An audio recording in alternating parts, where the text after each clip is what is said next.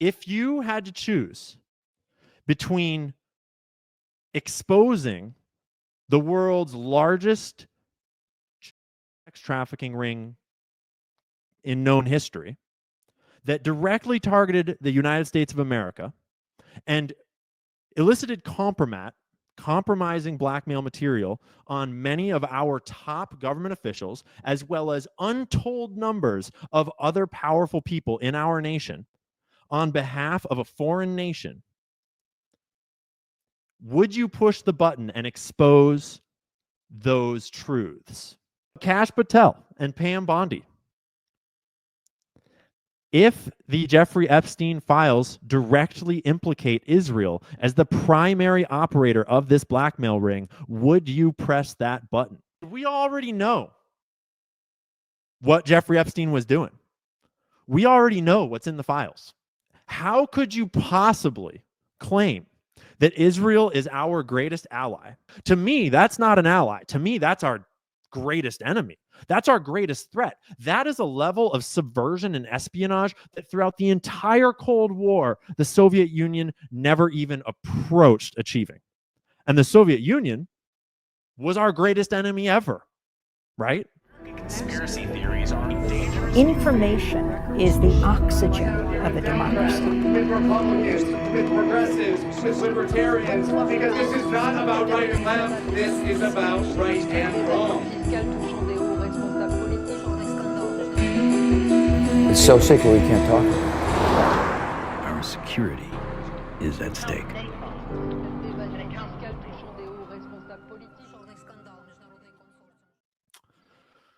So first, we're going to do a disclaimer. As everyone's coming in,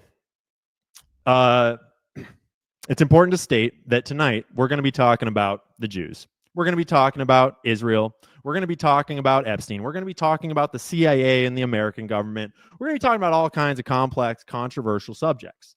And inherently, when you talk about complex and controversial subjects like this, things get taken out of context, especially when you talk about Judaism, when you talk about Epstein and Israel. Everyone's going to, lose their shit. So let's be clear.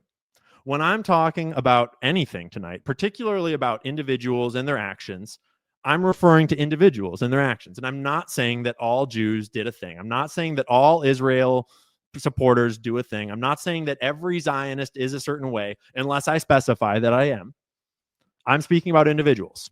And in the same vein, when I'm speaking about the Mossad or the CIA or the FBI, what I'm speaking about is usually certain factions within those groups, splintered organizations that have walled themselves off on the other side of many degrees, usually, of classification and top secret clearances so that things can be compartmentalized. Because the way that covert intelligence agencies have always worked is to compartmentalize projects and information and scandals so that one side of the operation does not know what the other side is doing, so that when this side gets exposed, that side doesn't know. And so that if you come looking and you find a sex trafficking operation, it's extremely hard to tie it back to who it came from.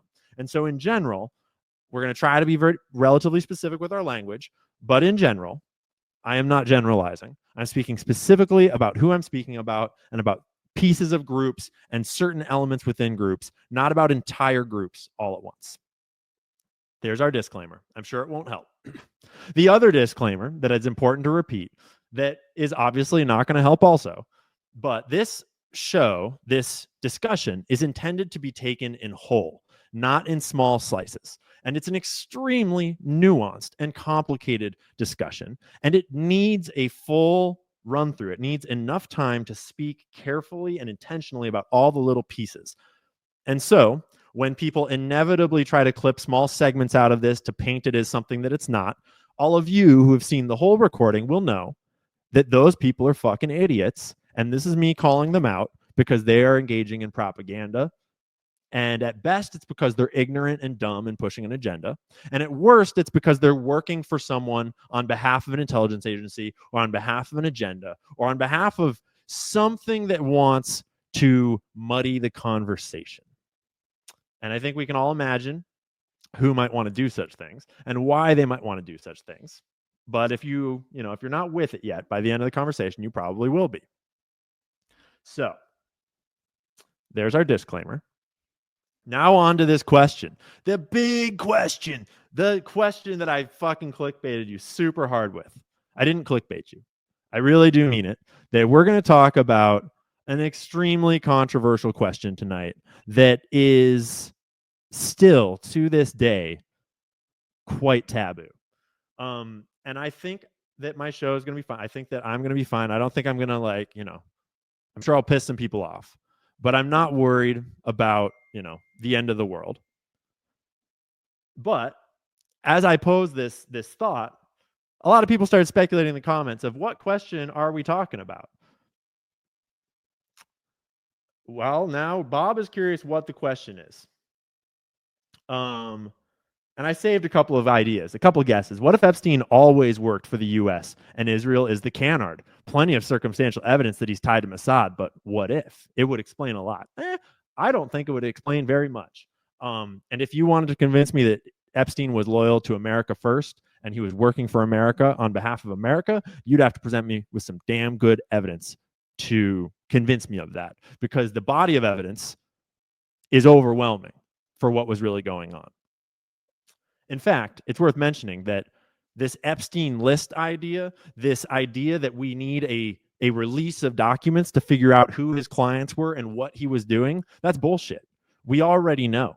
It's already been exposed over a decade of research by people like Whitney Webb writing One Nation Under Blackmail, which you can and should read probably a couple of times. People like Ryan Dawson, people like Alex Jones. There are countless people over the years that have talked about Epstein, that have researched Epstein, that have exposed his crimes and the list and all of the above. What we're actually looking for in these documents is maybe there is some new information. Maybe there's some tidbits that we didn't know in advance. And maybe it will confirm certain things that we already suspected. But we're also looking for what is left out of the documents. What are they censoring that we know is true already, but they are trying to obfuscate? There's a lot of things that we might get from this release of the list, but a list is probably not what it's going to be. It's going to be a bunch of documents, a bunch of videos, a bunch of stuff that some of it we don't even want them to release. Like the videos, we don't want those. Okay. Those should not go on the internet because they are literally adults raping children. And that's so fucked. We do probably want some confirmation that what they're telling us is on those files, but we sure as hell don't want to see them without a serious amount of censorship. So, is it the fact that Elon and Trump didn't fully keep their word and they themselves must have handlers from the foreign state that shall not be named? Because yes, we need it, but also please be careful. We'll talk about Trump and Elon, but that's not taboo. You're allowed to talk about Trump and Elon. No one's going to come for you if you talk about Trump and Elon. You mean Trump was his buddy? Yeah, but you're allowed to talk about that. I've talked about that a lot. That's not hard to talk about. And it'll come up. How Ghislaine Maxwell was convicted of sex trafficking minors to no one. That'll come up, but that is also not taboo. That is the entire discussion. Is the list is who did they sell these services to? So, the question,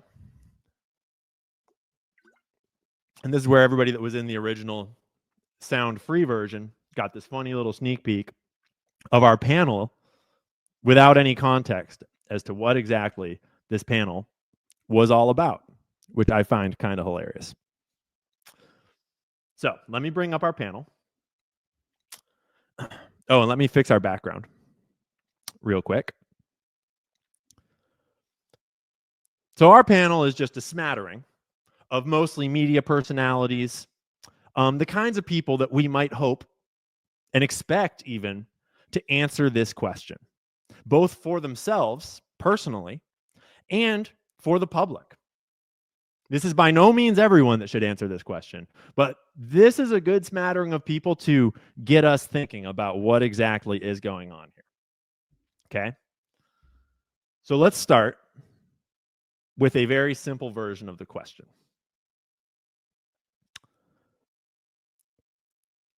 Ben Shapiro, our boy Ben. I'll pose this question directly to you, Ben. Let's get right up here with Ben. Ben, suppose you had a button, Ben, and that button, when you pressed it, it would cause China to have a catastrophe. Maybe they get invaded by their neighbors. Maybe they go through civil unrest and revolts. But it causes the government of China to collapse eventually, and it causes a certain amount of strife and struggle and sadness for China, and it's a tragedy for China. Right? But if you don't press that button, then that exact fate will befall America. And America will be invaded and taken over and ruled by an enemy, and bad things will happen to America in equal proportion. Would you press that button, Ben, to save your country, America, from strife and revolt and occupation and problems? Or would you choose to press the button to save your country, America, but instead, unfortunately, China has to deal with that fate? Would you press that button? I would posit that the definition of America first is that you would press that button. You have to make a choice. It's going to happen one way or the other way, Ben. You have to make a choice.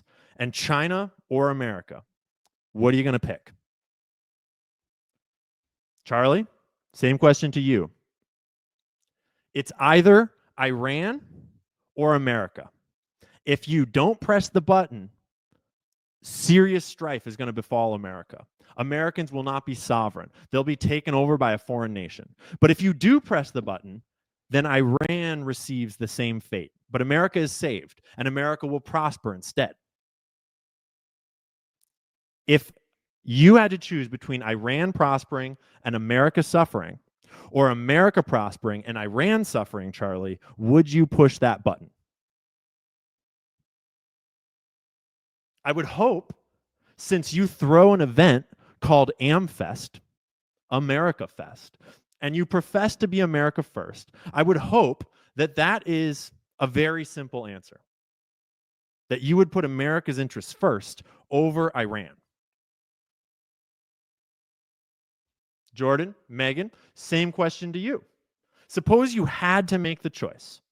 If you don't press it, then horrible things will happen to America. But if you do press it, you avert that catastrophe here, and instead it happens to another nation like Iran. Would you press it?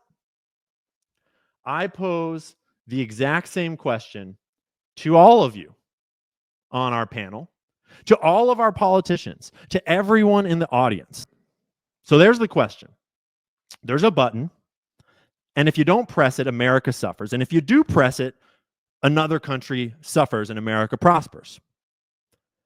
That seems like a more or less good definition of America first, a good test, a question, right? And it seems a little bit contrived, realistically, right? It's a little contrived. But some of you already see where we're going with this, right? Because just the other day, metaphorically speaking, although technically the binders that these fine folks were given were a giant nothing burger, right now, Kash Patel and Pam Bondi are faced with this exact question. And it is not an exaggeration. Okay? Right now, our government, members of our government, are being given this button. And the button says, if you had to choose between exposing the world's largest child sex trafficking ring in known history that directly targeted the United States of America and elicited compromising blackmail material on many of our top government officials, as well as untold numbers of other powerful people in our nation on behalf of a foreign nation, would you push the button and expose those truths? Because if you do push that button, do you know what's going to happen? Pushing that button will expose what was really happening with Jeffrey Epstein. And what was really happening with Jeffrey Epstein is that he worked for Mossad and for Israel. And we can go into that a little bit in a moment here. We're not going to try to prove the whole point. That's a whole other show. And I have done that show before, several times. But let's think it through. Because if you push the button and actually release the real Epstein files, what does that do to Israel's relationship with America? How could you possibly claim that Israel is our greatest ally if it is exposed in the public square that not only did they target us with espionage straight up to the President of the United States, but it was espionage of the darkest, most disgusting order that involved child sex trafficking, raping and killing of children, American children, on behalf of getting blackmail to serve a foreign nation. That is what the Jeffrey Epstein network was. And it's probably still operating on some degree with a different handler or representative. Okay? And if that were exposed, how would that change the American public sentiment about Israel? I can only imagine that we would stop giving them aid money. And we would probably stop considering them an ally. To me, that's not an ally. To me, that's our greatest enemy. That's our greatest threat. That is a level of subversion and espionage that throughout the entire Cold War, the Soviet Union never even approached achieving. And the Soviet Union was our greatest enemy ever, right? Hitler never even came close to that level of subversion and compromise of our nation, right? And yet today, we are sending our own tax dollars by the billions to this foreign nation. We are passing laws in our country that limit freedom of speech, the First Amendment, on behalf of that foreign country.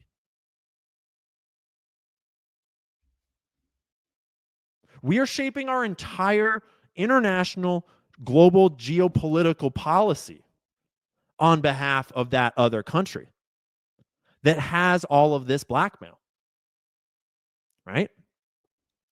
And right now, we are expecting for Pam Bondi and Kash Patel to press that button. And will they actually do it? Right?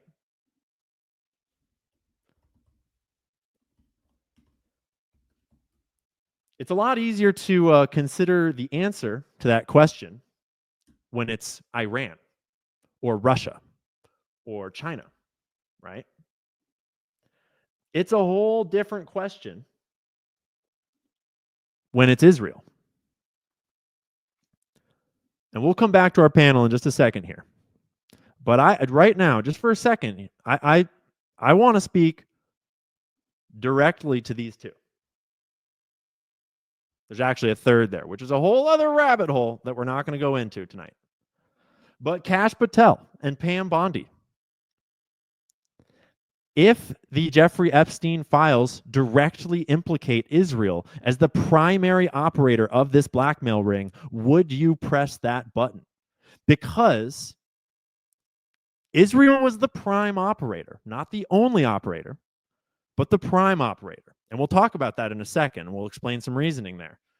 But as you get these files and look at them and discover that that is the truth, you're going to be faced with this exact question. Would you press that button knowing that it will have irrevocable implications for the entire future of Israel? By extension, the entire future of the Jewish people. Would you press that button and release those files?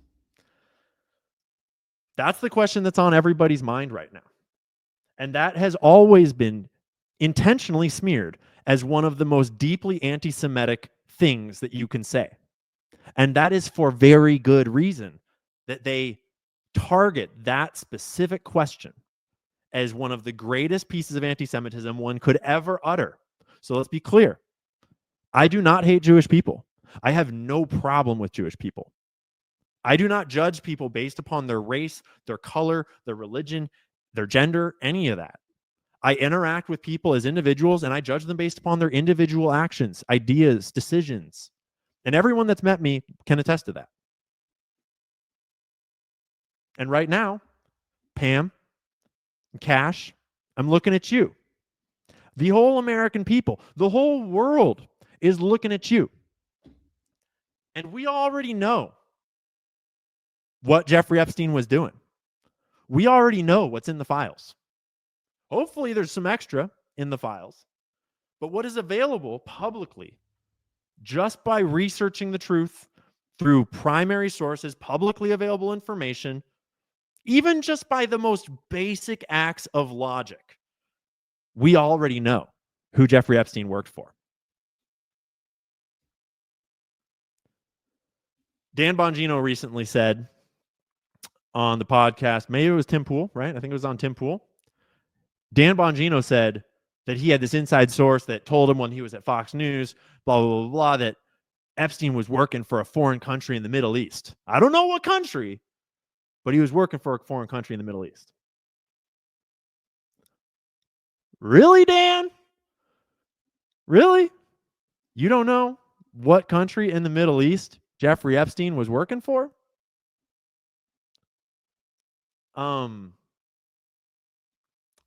Let's pull up our Epstein notes and just do a little thinking. We have a Zionist Jewish billionaire paired with the ex-prime minister of Israel, a Zionist Jewish millionaire, paired with the daughter of one of the most infamous Mossad spies in history, who is also a Zionist Jewish millionaire before he was mysteriously killed, bankrolled by one of the world's richest and most prominent Zionist Jewish billionaires. And by Zionist, I don't just mean saying that they support Israel. I mean that Leslie Wexner has devoted his entire life to giving millions and millions and millions of dollars to organizations specifically designed to promote Israel's interests around the world. Organizations specifically designed to creating propaganda tours for people that visit Israel. Organizations specifically designed to bringing Jewish Zionist billionaires together from around the world to further Israel's interests. I mean, spending millions of his own dollars operating a global child sex trafficking ring on behalf of his buddy Jeffrey Epstein, targeting mostly American officials, as well as a few British, a few around the world, for sure. But as far as I'm aware, they weren't targeting Benjamin Netanyahu. And so to the commenter earlier that said maybe Jeffrey was actually working for the CIA, and actually Israel is the canard, and it's actually backwards. I would not expect to see the trafficking ring targeting the president of the United States and not the prime minister of Israel if that were the case. And let's be real. Do we really think, are we really to believe, are you trying to tell me that a giant group of entirely Jewish Zionist billionaires and millionaires, some of whom have direct linkages to Israel's secret intelligence services, you're telling me that they're going to be working for an Arab or Muslim nation? Some people have tried to float around Saudi Arabia. I mean, certainly less retarded of an idea than working for Iran. But you're trying to tell me that these Jews, these Zionists, in this case, they are actually all Jews as well, although who knows how religious they really are. In this case, we're supposed to believe that these people who devoted everything else in their lives to Israel, like to the point of Leslie Wexner set up foundation on foundation on foundation, put millions of dollars towards Israel. But when he did the child sex trafficking ring, he did that for Saudi Arabia. He just did everything else for Israel. Someone please explain the logic of that logic. What? And so now the other side of that. Certainly, he didn't only work with Israel. The Mossad and the CIA have been joined at the hip since they were both founded back in the 40s. And if you study up on your history of the CIA and you do some research, I mean, these books included, there's lots of books, lots of stuff online. If you do your research, you come to understand that relationship quite well, and it makes a lot of sense. And certainly, elements of CIA and elements of Mossad have worked together for a long time. Even elements of MI6 have occasionally worked together with these other intelligence agencies. They are in a network, right? But you're to tell me that you think that this organization with this guy and this guy and this guy's daughter and this guy, oh, and don't forget the scummy lawyer, you're telling me that that organization was more loyal to the CIA in America than they were to Israel, despite the fact that all of their targets were American people? Apparently, it would seem that way. I mean, come on. So, let's remind ourselves, just because these Jewish Zionist billionaires and millionaires are evil pieces of shit does not mean that I am suggesting that all Jewish people are anything like them, okay? Because I'm not suggesting that. In the exact same way that Jeff Bezos or Larry Ellison are pieces of shit, any rich person has perfectly good potential to become a total piece of shit. Even the ones we want to love, like Elon or Trump, they are perfectly capable and have multiple times in their lives done super shitty things. Okay? So we're not going to dig super, super deep into, although I did just notice in my notes a note about dual loyalty. Let's read. I took these notes long enough ago that I don't remember the specific page, but I presume that it's tied to either Alan Dershowitz or perhaps it's tied to Les Wexner. The Jewish Future Promise. Originally, Jewish Future Pledge is a charitable campaign modeled after the Giving Pledge to encourage American Jews to designate at least 50% of their charitable giving to Jewish or Israel-related causes. From its inception in May 2020 to January 2024, it attracted almost 50,000 signers.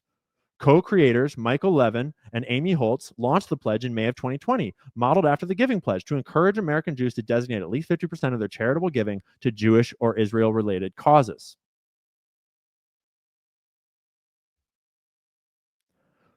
Interesting. The pledge partnered with the Jewish Federation of North America, Jewish National Fund, the Jewish fraternity Alpha Epsilon Pi. If you do research about this kind of stuff, you realize that Jewish people are exceptionally good at making pro-Jewish organizations, pro-Israel organizations, making networks of organizations that are specifically designed for Jews to be included in, not other people, and for them to support each other, and for them all to support Israel. And I'm not saying that that is inherently a bad thing or inherently evil. It's not. It's perfectly okay. It is okay for Italians to band together and to form an Italian homies club where they hang out and just do Italian stuff. And they go, hey, and they talk with their hands, they make pizza, and they do whatever stereotypical thing Italian people do. Totally fine. There is nothing wrong with that. But the moment that that becomes a mafia, the moment they start sex trafficking children, committing war crimes, illegally shuffling funds around to lobby our government in illicit ways, that starts to be a little bit different. That starts to become a problem. And to be clear, I'm not claiming that the Jewish Future Promise is illegal or doing anything untowards. It's just an example of a pattern that when you actually look into how our world is structured, how the Jewish faith is structured, It's a piece of that puzzle, and it starts to help you to understand the Jewish question. And I don't mean the Jewish question like, are you J-pilled? We'll talk about that in a minute. I mean the Jewish question in terms of Jewish people is Jewish people. Question for you. Do you support Israel? That's the first part. Because not all Jewish people do. And the more you think about the question of should we have ever founded Israel? Should Israel exist? And I'm not saying that you should kill all the Jews there. That's not what I'm saying. I'm saying the more you think about the question of is it on balance better for global Judaism or worse for global Judaism to have the state of Israel exist? That is not as simple of a question as you might think. Okay? Because let's dissect this a little bit. And it should be obvious by now why this needs to be a long-form conversation, because this is extremely complicated. If the state of Israel does not exist, if it was never founded, if Jewish people never created a homeland and this colonization project and made that state, then Jewish people would currently be living all around the world as they have for millennia, that might be the wrong word, for thousands of years, integrated into other societies, probably still partially sectioned off into their own communities because Jewish people like to, associate with other Jewish people, just like every other group likes to associate with their own group. Totally fine. And they would be integrated into other countries. And in those countries, there would be no question of, are you more loyal to the Jewish country over there or to us? I mean, I don't know. Maybe over history, actually, that has come up. I would imagine that it has over history where people are like, you Jews are loyal only to each other, and then they kick them out, and then that becomes a whole strife. And that is probably a bunch of evil shit on both sides of that across history a lot of times. And it probably on different occasions was more shitty on one side than the other, and they probably have taken turns over history in the various instances of this happening. But if Israel did not exist today, then then Epstein would have never existed. We wouldn't even be having this conversation. But because Israel does exist, then unfortunately, we need to ask this question. Because if you don't consider this question, you're not a mature adult. You're an idiot if you don't consider this question.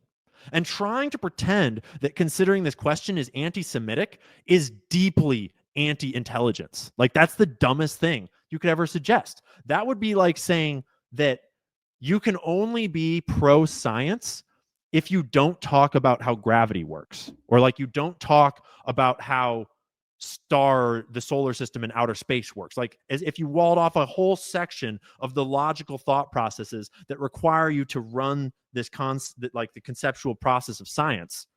You can't do that. And when we're talking about running the conceptual process of our nation, America, we are faced with the question. There's a bunch of files on a blackmail operation that has compromised our government at the highest levels of power, and they are all Jewish people with ties to Israel, and it is quite clear that it was Israel that was doing it. And so either we ignore it, cover it up, never address it, and forget it ever happened and allow it to continue indefinitely, or we have to ask this question. And everyone needs to ask this question. And let's be exceptionally clear. I am not suggesting that we try to answer this question for other people. Okay? Even though I personally, we should probably direct this directly at our boy, because let's be real. Where's our boy? Where's our boy? Yo, Ben, where you at? Where are you at? Cool, you're up there. Let's get back with Ben. And let's sit down and talk to Ben directly on this one. Ben, good to see you, bro. Missed your face. Ben, here's what I'm trying to say. It is not our job to answer this question for Ben. It's Ben's job to answer this question for himself. The only instance in which it would ever be appropriate for someone to answer this question for someone else is when there is explicit evidence of a crime and you let a court answer the question for them under due process of the law. If there has been subversion or treason or espionage or something like that. Okay. But it is not in any way acceptable for you, because you don't like Jewish people or you suspect Jewish people or you whatever it is not acceptable for you to try to pretend like you know someone's allegiance is better than themselves. Okay. That is how you lead to some really horrific shit really fast. Okay. And even people that have been overtly Zionist in the past, when they actually think this question through, they might realize that realistically, like, yes, you might love and support Israel and support their right to exist and support the people of that Jewish homeland. But when it comes down to it, you might value truth and reconciliation in this matter more than Israel. Two things can be true at once. But unfortunately, this button is a binary state. You cannot have half disclosure. That's not how it works. If you were to try to expose the Jeffrey Epstein network and exclude all of the ties to Israel, you would literally just be talking about the girls he groomed to help him groom more girls. Because you have to go down so deep into his organization to the literal victims that have become predators before you start to find people that were not Jewish and did not have ties to Israel. That's how deeply tied into Israel his organization was. And yes, I know there are exceptions to that rule. Like Jean-Luc Brunel, to my knowledge, he was not a Jewish person. But you get what I'm saying. If you tried to cut out all the instances of Jewish and Zionist and Israeli influence in that operation, you would have no operation to expose. Okay? And so that brings us to the binders and to our friends in the new alt media that just so happened to pretty much all be Zionists and or Jewish. Not all of them. Not all of them. And I'm not saying that because they are Zionist or Jewish that they're not going to do the right thing. I'm not saying that I don't believe them or believe in them, okay? I do disagree with their stance on Israel, but I still see their humanity and I respect their journalism. I respect them as people, right? I have nothing but love for people until I see them with my own eyes do something evil, okay? And when it comes to someone like Jack Posobiec, I have not seen him do anything I particularly didn't like. I'm not super familiar with his journalism. And when I search his page for Israel, I actually think that despite, I think the consensus is that he is pro-Israel. And I think he took his honeymoon in Israel. But when you search his page, he's actually reporting on what looks like, you know, at least a bit of both sides of the issue. It seems to be more balanced than a lot of people. Credit to you, Jack. That's sick. Okay. And I'm not trying to target, like, I'm not trying to out anyone. These are just the people that got the binders, right?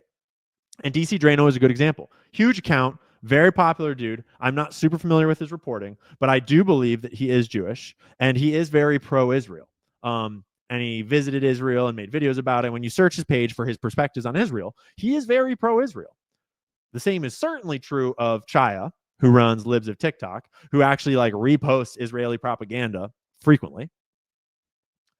Cernovich, who I believe is Jewish, I don't know. It's not super relevant. It's just like, you know, it's just the bigger picture of this is a question that we all need to answer for ourselves. And these people need to answer it for themselves is, would you press that button and release the real unredacted full Epstein files if they implicated the shit out of Israel? Okay. And Cernovich appears to be like friends with Dershowitz. I'm not sure what this means, and it's important not to jump to conclusions when you just see a photo of two people side by side, okay? So I'm not saying pile onto Cernovich for being best friends with Dershowitz, because I don't know what that relationship is, and someone can dig into it and expose if there is something to expose there. Don't know, okay? But Dershowitz is a piece of shit. I feel very comfortable saying that Dershowitz is a piece of shit, because allegedly, if you read the Epstein files that we already have, from all the testimony of all the victims that we already have, and you just like look at the dude trying to deny it, he's done some pretty awful shit to kids. Not to mention he was Jeffrey Epstein's fucking lawyer. Okay. Liz Wheeler, extremely pro-Israel. You just need to search her page for Israel. This chick, Emily Austin, she's got her early life right in her Twitter bio. She put it there herself. She represents this company called Wasserman, which, if you don't know the history of who Lou Wasserman is, I don't know if the company is named after the family Wasserman, but that's like a pretty intense name to choose for that company. And that's just a funny joke. I'm not trying to say that that's necessarily a connection or anything. But like her photo right here is literally at the Republican Jewish Convention. Okay. So I can't help but notice that the composition of the influencers that receive the binders is pretty interesting. And there are others, like House and Habit got one. Savannah Hernandez was there. There was a few other people that were there. ALX was there. Okay. And there was a lot of sort of misinformation and misconstruing of what happened. And so actually, now that I've done what will probably be seen as attacking these guys, let me defend them for a second. Okay. Because I'm not trying to attack them by what I'm saying there. What I'm trying to do is point out that up till today, their allegiance has been to Israel. But now that they are deciding to step into the arena of this story, and to be fair, maybe they don't want to be in the story. Like, they didn't ask to be, and they didn't know they were going to be handed these binders. Like, realistically, they got thrown under the bus here. And maybe they don't want to be a part of exposing this story. But if you do want to be a part of exposing this story, all you guys, you're going to need to ask yourself this question. Would you press that button? Because behind that button is Israel. Okay? But let's clear up some stuff. To the best of my understanding at this point, based upon the reporting that happened, based upon the things that have come out, they did not know that they were going to be getting binders of files or anything like that. This meeting that they had was scheduled months in advance. And it was a meeting that was designed to welcome the new media into the fold, right? And so they showed up, and Pam Bondi, the timing is such that the Epstein file release is happening, and I don't know who thought of it, and I don't think we understand what the real purpose was, because there's a lot we don't know. But for whatever reason, they were given these binders that were largely nothing burgers. But in the binders that were nothing burgers, Pam Bondi included a letter in the binder. And it was the letter that is now publicly. Oh, that's a video of Tucker. Let me bring it up. This is the letter now, infamous, from Pam Bondi to Kash Patel, saying that y'all have been withholding shit from me. The FDNY is hiding thousands of documents. They only gave me 200 pages. WTF, get your shit together and have your documents on my desk by what is now this morning. Already passed. Okay. That letter, to the best of my understanding, and I'm pretty sure I'm right on this, was inside the binders when she gave it to these influencers. And what that means is that Pam Bondi was not presenting this binder to them. And this is also what they have said in their own testimony. She was not presenting it as though this exposes it all. This is the whole thing. This is everything. That's not what it was being said. What was being said was, we had this plan and we were going to give you these binders, and we're getting fucked by the FBI right now. And I'm super pissed. But like, let's get the ball rolling. Here's what we know. Here's what we do have. And here's our commitment to get more. Right? If you take it at face value, that seems to be what actually happened in that room. And then they were asked not to do any media or to show any photos or to do anything until 3 p.m. that day. Then they walked out of the Oval Office, out of the White House, and Keir Starmer's media was there to take photos of Keir Starmer, apparently. And when you watch the live video of the actual newscasts of that moment when they walked out and got caught on camera, you can hear the news reporters clearly speaking and saying, like, who are those people? What are they holding? What's going on? Who are they? And they're like zooming the camera in, trying to get a look. And that is when DC Drano first, I believe, and then a couple of the others kind of like held up the binders and walked over a little bit and kind of held them up and showed them. Which was a pretty bad move. In retrospect, I think Drano can probably admit that was like probably not the move, bro. It was probably a better move to stick to what Pam Bondi had asked you to do pretty explicitly and to just shuffle the fuck out of there real quick and not show those binders. And that would have avoided a huge amount of this messed up media storm that has confused everything. But, whatever. A lot of them then did little media tours and did their photo shoots and did all this shit. So it's not really clear that there was any intent ever to not kind of grift on this. It felt a little grifty. Let's be real. Felt super grifty. And different ones of them did it differently. Some of them were very, some of them no one even knew how to copy because they listened to Pam Bondi and they shuffled right the hell off and they didn't show themselves off. They didn't show their binders. They just got the hell out of there. Respect to that. Great move. But we're here where we are now. What's done is done. And the question is, where are we now? What's going on?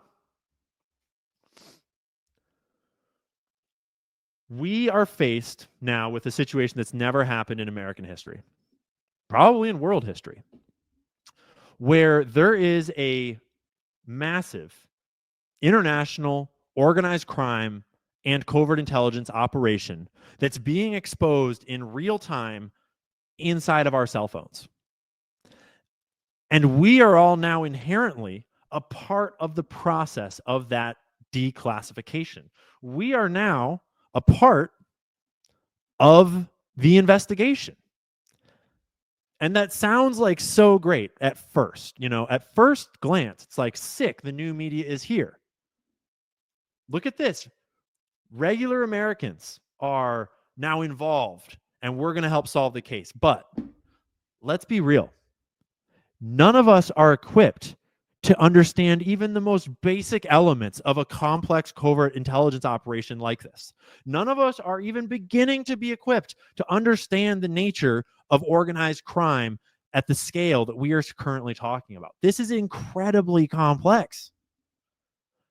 And just to fuck it all up even more, it's a blackmail scheme. And what does a blackmail scheme imply? A blackmail scheme implies that you don't know who to trust and you don't know who's telling the truth. Right? Because anyone could be blackmailed. Pam Bondi could be blackmailed.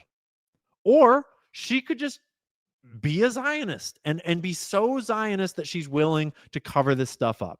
Because although that sounds insane, and I'm not saying that I believe she's doing that, I hope to all things holy that she is not doing that. But we have a lot of past presidents and administrators, CIA officials, DOJ officials like Bill Barr, who have done exactly that, who have covered this crime up on behalf of who? Realistically, the answer to that is both the clients and the organizers, the perpetrating country. Because let's be real, the clients, let's take a moment here. The clients of this operation, they were not just politicians. They were Wall Street executives. They were bankers. They were celebrities. They were all of the most powerful people in our country. And to be clear, that hierarchy is definitely celebrities are the peasants, CEOs and executives are here, and the bankers are on top. And all of them were utilizing these services. Well, let's be clear. Not all of them, but a lot of them, a whole lot of them.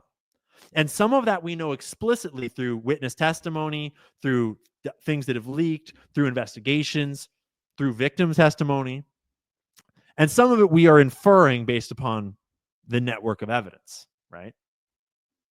But the clients are extremely powerful. And when you start to learn more and more and more about sex trafficking and about how these wealthy people work, how these organized crime rings work, you start to realize that at the top, just like how Diddy was able to be doing this thing out in the open in the middle of Hollywood for decades, it's just how the culture is, which is super fucked up.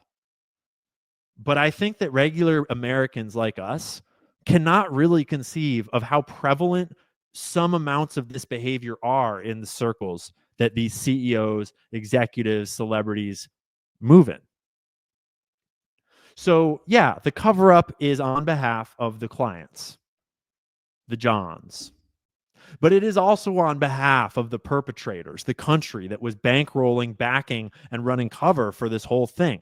And to be clear, the running of the cover was also probably, almost certainly, definitely certainly, elements within our own CIA, elements within our own FBI. That is probably why the Federal District of New York office of the FBI is now apparently hiding thousands of documents and pieces of evidence, and probably worse, right? It's not just Israel. It is also splinter elements within our own agencies and organizations. And we may never know how that came to be, because when you blackmail someone, the next thing you usually do is you go to them and you say, hey, it'd be really great if you could help me out with this thing. And it's like, not a big deal, but like, we wouldn't want to break our friendship, right? It would be a real bummer if we like had to cut ties and not have friendship and I would really love it if you would like do this thing for me, right? And often you'll then commit a little crime, do a little thing, inside trade, share some information, grab a document, whatever it is. That's the fucking point of blackmail. That's how it works. And usually once they're on the leash, then you leash them in a little more and you get them working a little more and they help you a little more because they don't want to be exposed. And simultaneously to while you're having them do things for you, you're also rewarding them with anything their heart could ever desire, anything that their sick fucking mind could ever want. Hey, you're in the club now. Fly to the island, go to the Diddy parties, no problem. We've got you. We got this whole network of sin for you to engage in, right? And so you reward the good behavior and you threaten to punish any bad behavior. And slowly over time, a person that was at first blackmailed maybe by a single photo, like the former director of the FBI, Hoover, he was the founder of the FBI and he ran the FBI for the first 48 years, I believe, of its existence. And J. Edgar Hoover was blackmailed by the Jewish mob and the Italian mafia for that entire time, basically, because he liked to dress up like a woman and have sex with boys. And they got a photo of it. And then once they got a photo of it, then they owned him. And once they owned him, they got him to do more things for them. And he realized once they owned him, he was like, fuck it. So why don't we throw a bunch of cross-dressing parties? Because it's already out there. Like, they've already got me. So why not keep doing it? And pretty quickly, the line blurs and they become a partnership that can't be broken. That's how blackmail works. You see what I'm saying? When you look at how our corrupt deep state governments are working right now. And so, when we're talking about exposing a blackmail operation in the public square, where literally just regular people are a part of that disclosure and a part of that investigation, we are woefully underprepared for the complexities of this issue. Because how do you know if Pam Bondi is on the up and up or not? How do you know if Kash Patel's girlfriend is secretly a Mossad asset or not? Because you can make the tie to PragerU and PragerU to the Mossad and other Israeli intelligence services, but that doesn't necessarily mean that she is that, like that. You can't infer that. You can tinfoil and you can suspect, but it's pretty dangerous to do because you're going to get that shit wrong all the time. And this is not the kind of thing that we can get wrong. Okay. The implications of getting this wrong are insane. And I saw a comment, why is Jimmy Dore on there? If you'll notice, there's a lot of people on there. I mean, the top row is like people that are mostly Zionist, super Zionist media. I don't actually know Megyn Kelly's stance, but like, if there was ever a Mossad asset in the public square, Gad Saad has openly admitted to it. Okay. So this top row is a specific, type of people. Lex Fridman, a lot of people have some speculations about who Lex is and where Lex came from. But for now, that's all it is speculation. How would we know? Right. So you have to think very critically. Laura Loomer is a great example. She's Jewish. She's extremely Zionist, but she is unafraid to call out certain things in certain ways. You really have to take your time and pay attention. And I gained a lot of respect for Laura's reporting 1 week ago. And then when this happened, Laura's reporting was just starting fucking fights and fires left and right with all of these people that had the binders. And it really felt like she jumped the gun on starting flame wars and fights in the public square before having the whole story of what had really happened. And if you look at her attacks on House and Habit, it's like, holy shit, bro, chill out. And so what I mean by that is that it's very complicated. You have to think carefully about each of these individual people. I feel pretty confident that I suspect, allegedly, not trying to litigate Ben, I've got some theories about Ben Shapiro's true allegiances. Charlie Kirk, though, I don't know. Charlie's an amazing man. Like, Charlie's done some amazing things. Charlie's perspective on how to change America and bring conservatism back into American politics in a new way by targeting the youth in our schools, that is a degree of understanding of the nature of socialism and the nature of the problem and the nature of culture. And that's a brilliant mind. Charlie has done some amazing things. And like, to be clear, Ben's pretty fucking smart too. But Charlie is an overt, super hardcore Zionist. And who knows if that's just because he knows that that's how the money flows and that he won't be throwing AmFest next year if he speaks out about Israel. Or is there something deeper going on there? We have no way to know. And trying to pretend like you do know is far worse than admitting that you don't. So this top row, Jewish people and Zionists, which have to answer this question in a very specific way. Right? This bottom row is an example of people that are not quite so overtly pro-Israel. Tucker is taking more and more of his own path on this. Tim is sort of in the middle, and he's given both sides, and he's kind of just America only, and I don't know. He gives all kinds of takes, whatever. Dave Smith has taken a very strong stance. Dave Smith is a Jew that has already answered this question for himself. Jimmy Dore, not Jewish, already answered this question for himself very clearly in the public square. Dan Bongino, he's on the side here. He's got to answer this question for himself. And if you've seen the clip where he gets asked in the interview, what's a cause that's near and dear to your heart? And the first thing that comes to his mind is protecting and empowering Israel. Bro, you're an American. You're in America. You're the deputy director of the FBI, and that's the best thing that you can come up with that's near and dear to your heart. Not your wife, not your kids, not your Secret Service protection in service of the President of the United States of America. Israel? Dan, you're killing me, bro. You're a smart dude. I like you. So, that is the question that is deeply complex to ask. And it's even more complex for some people to answer. And the fallout of asking that question is very dangerous. There's a good reason why Jewish people stigmatize that question. Because that question very quickly stigmatizes Jewish people. That question very quickly leads to whole groups, whole nations banding together against Jewish people and doing horrible things to them and dehumanizing them and making it and pretending like they can answer that question for all Jewish people. Okay? It's one thing to say, hey, we have a sex trafficking blackmail ring filled with Jewish Zionists, and all of those Jewish Zionists are evil and deserve to face the law. It's an entirely different thing to say that all Jewish people can't be trusted and they should all be kicked out. That's my opinion. And the reason for that is this. All of the most anti-Israel people, I am pleading with you, here is the reasoning. Okay?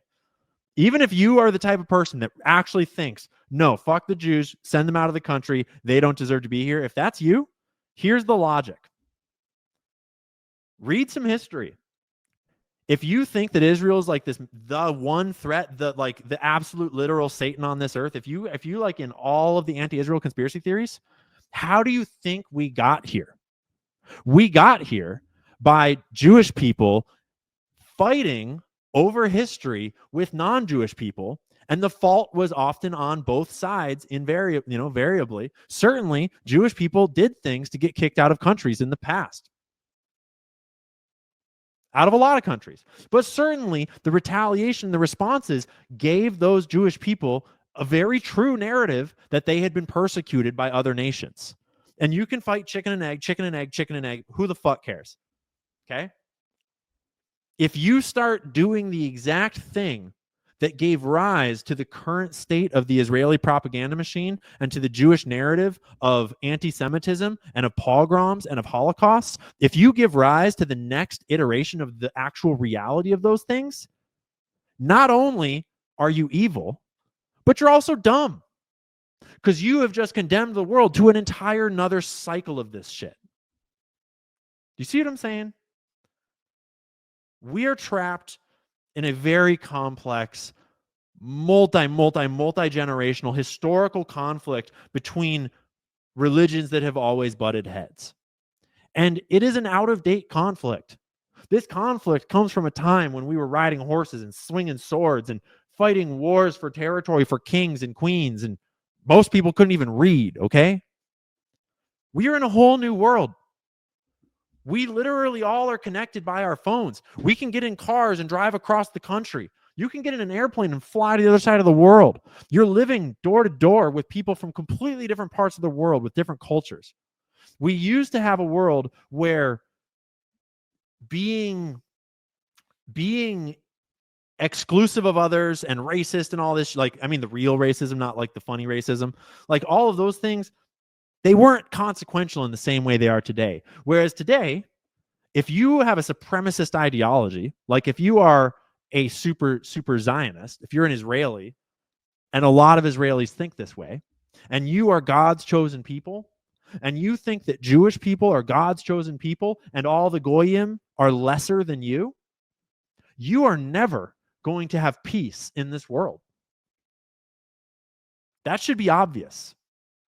Any Jewish person that thinks that they are God's chosen people and they think that that means that they are of a different class than other people, and they think that they can treat other people as lesser because they're not Jewish. Do we need to say what that is? Because you can go on Twitter right now and just scroll your feed and you can see videos of Israeli people openly saying things about that. Just openly bragging about that ideology on the internet. And it is not all Israeli people, but there are plenty. And there's plenty of people in Israel that indoctrinate that into their youth. This same is true of other nationalities and religions. That same concept, in many ways, is the heart of the jihad mindset latent in Muslims that Jewish people love to point to scapegoat Muslims. This idea of jihad of all the infidels. There's also an element of that is not as much written into the Bible, but certain people find that in Christianity over time, in history. Although these days, I don't ever see it these days. Well, maybe a tiny bit on Twitter. So what I'm saying is that supremacy within all of these religions, supremacy of ideals and peoples and beliefs, that is incompatible with the world we live in today. If you hold supremacist beliefs, regardless of which group you're in, you're inherently going to be fighting with every other group till the end of fucking time. It's a dumb strategy. And I would implore all Jewish people that think that Jews are God's chosen people to rethink your strategy, because you are committing yourself to an eternity of violence and conflict with the rest of the world. The same goes for every other group in this world that might be or become supremacist. We've got to get along. We need a little fucking tolerance. We need to heal. And right now, we're confronted by this giant fucking problem that presents everyone with this complicated, terrible question that you don't get to not choose.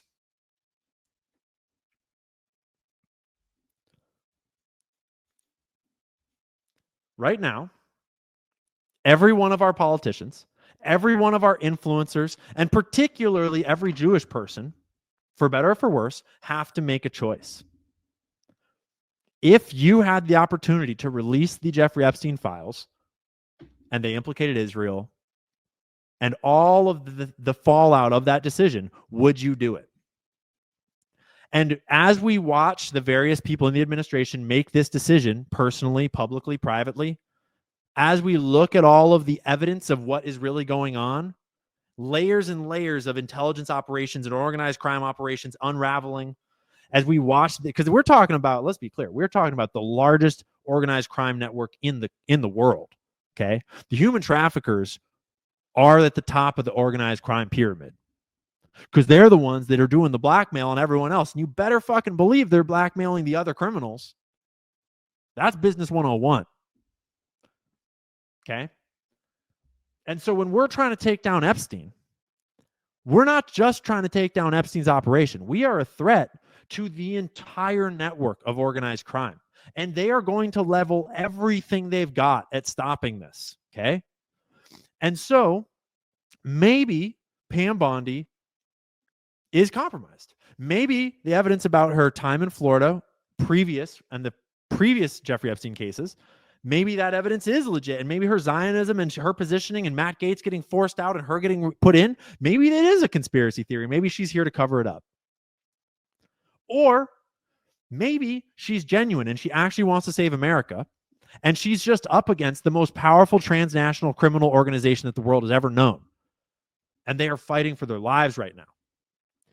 Anyone that was informed about the state of the Israel question and the state of the Jeffrey Epstein network, you should have known that this was not going to be easy. As far as I can, if I had to speculate, I think they would rather bomb America. I think they would rather commit egregious acts of terror, kill hundreds of thousands of people, than allow the true story to come out right now. Because if this story comes out, not only is Israel's entire future existence threatened, but so is the future of all of these organized crime networks, not just the traffickers, but also the smugglers, also the cartels, also the drug runners, the drug producers. Okay? Not to mention all the people that are blackmailed, that like to do horrible things to children and want their life to keep on going how it's going and not go to prison and worse. And so, to circle it all back and to kind of put a bow on it, this shit's super complicated. I do this for a living. I spend all day researching this shit. I actually get to meet some of these people and get to know them a little bit. And I have no fucking clue what's going on. Admittedly, I am not the brightest fucking crayon in this box. I can't even get that phrase right. But even if you are the brightest fucking crayon in the box, even if you're Ben Shapiro and you have 180 IQ and you're a fucking super genius that understands everything and is going to tell everyone all about it, you still probably don't fucking understand what's going on here because you're not in that room. You're not reading that document. You didn't see that interaction. It is super complicated. Okay? And so I'm not saying you can't solve it, and I'm not saying we shouldn't try.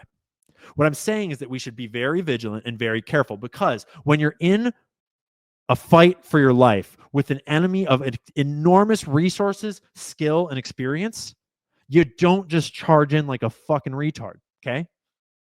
You got to have some tact. You got to have some strategy. You got to think carefully. We only get to do this once, okay?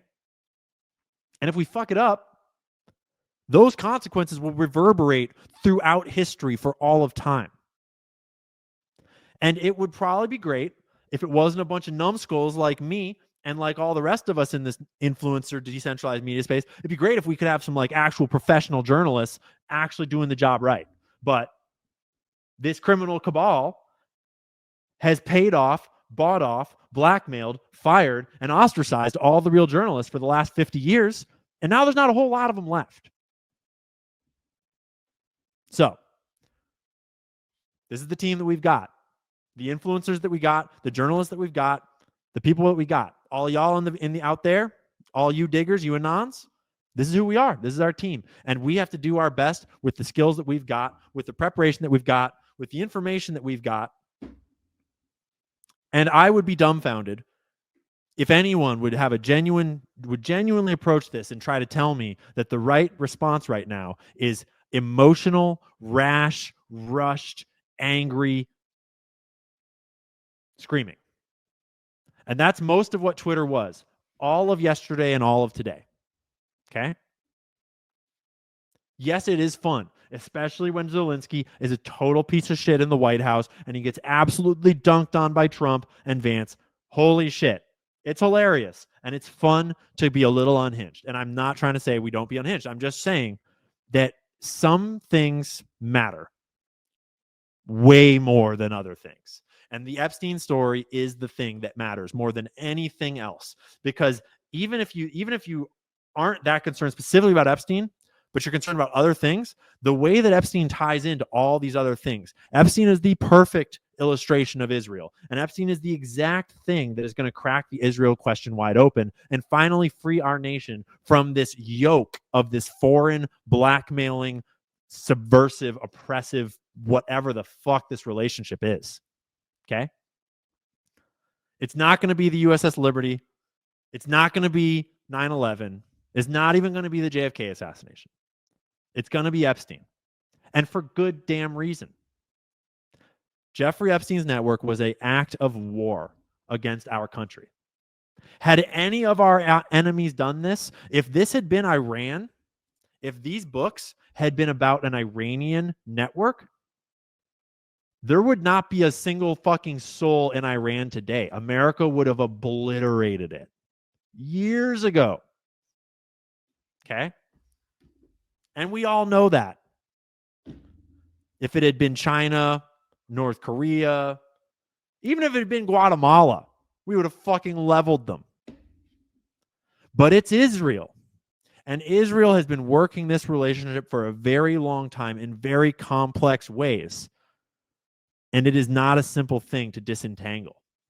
Strategy, composure, poise, a lot of grace and care.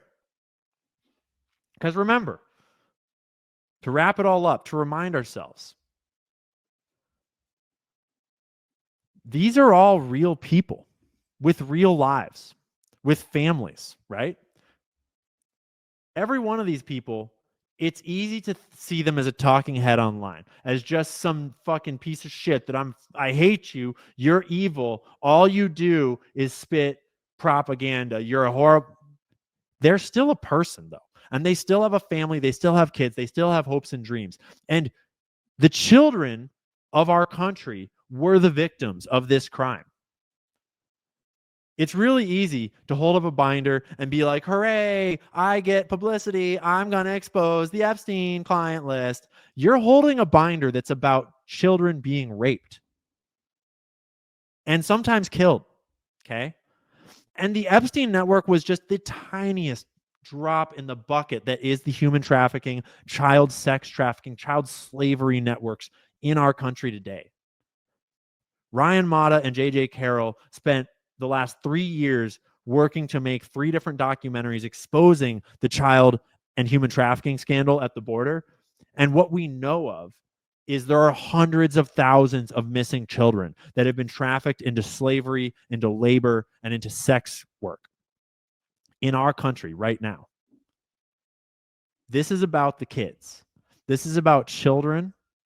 This is about saving and protecting our children. Okay?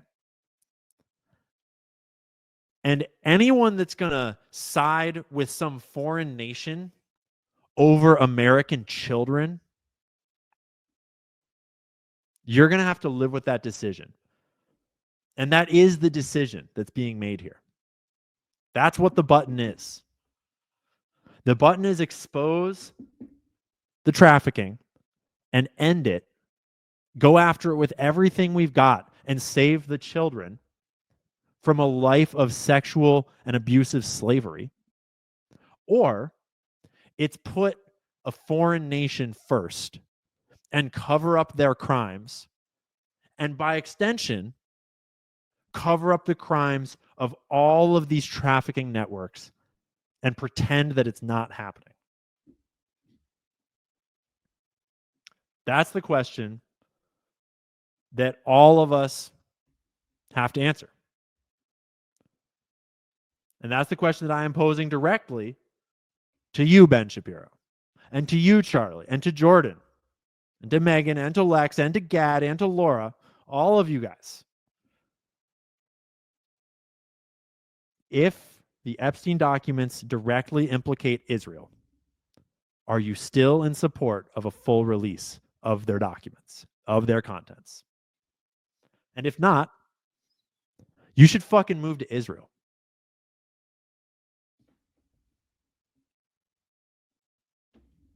Right? So, I think that's more than enough for tonight. I think I've said more than enough things that can be clipped and weaponized and turned into. Okay? So let's reiterate. All those people clipping my words and taking them out of context, they're fucking stupid because they are exposing the very propaganda that protects pedophiles like this. We just had a relatively nuanced, complex discussion that I did my best as just a mortal human to elucidate some of these ideas. I could have done better. Sue me.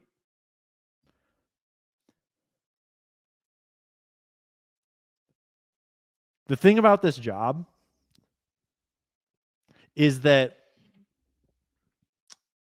you have to make a choice every day about whether or not you're going to do things. You have to make a choice about whether or not you're going to speak up. You have to make a choice about whether or not you're going to say what needs to be said.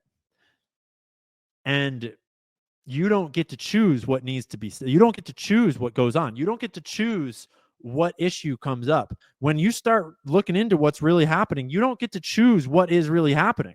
I didn't start this to find out about child sex trafficking rings. I want nothing to fucking do with that. I started this to learn about stock markets and about Bitcoin and about GameStop and shit. But in trying to figure out what's really going on, this is where we've wound up. This is what's really going on. Okay? And so I have a choice to make. Do I speak up about what I see going on? Or do I stay silent? And when you make that choice, you have to realize that you might not do it perfectly. You might not say it right. You might misstep. You might fuck up. You might get something wrong. There's a million reasons to not speak up, right? There's a million reasons to not press record, to not put something online, to just sit this one out.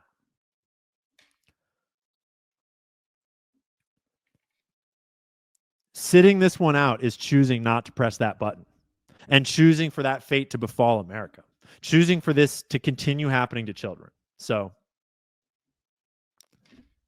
this was me doing my best to address this central question at the heart of what is about to be an extremely messy public investigation of some sort, either investigation or cover up. And if we don't keep the complexity of this question in mind, this loyalty, this blackmail, this duality of who are you serving in mind, we will not be able to understand not only what's happening in front of us, but also what is happening behind the scenes. So that's all we got for tonight. I love you all. I appreciate you all tuning in. I love everyone. I love this whole country, except for Ben Shapiro. I'm kidding, Ben. I'm kidding, Ben. I kind of can tolerate you too. But that's our night tonight. Would love it if you'd share this, press like, leave a comment. A lot of cool things are about to be coming up in the next week or two for me. And I'll let you know when we get there. Hopefully the optimistic version of what's to come comes. Hopefully Pam and Cash are doing everything within their power to right these wrongs, to save these kids, to expose this evil. And for now, I'm operating on optimism and I'm remaining vigilant. I would invite you all to take a similar stance, because the moment we're all assuming the worst, we are giving permission for that to become reality. So let's hold them all to a high standard. Let's hold ourselves to a high standard. And let's save the kids. Like, let's not let our fucking country continue to be the number one purveyor and consumer of child sex trafficking in the world. Conspiracy theories are dangerous. Information is the oxygen of a democracy. With Republicans, with progressives, with libertarians, because this is not about right and left, this is about right and wrong. It's so sacred we can't talk. Our security is at stake.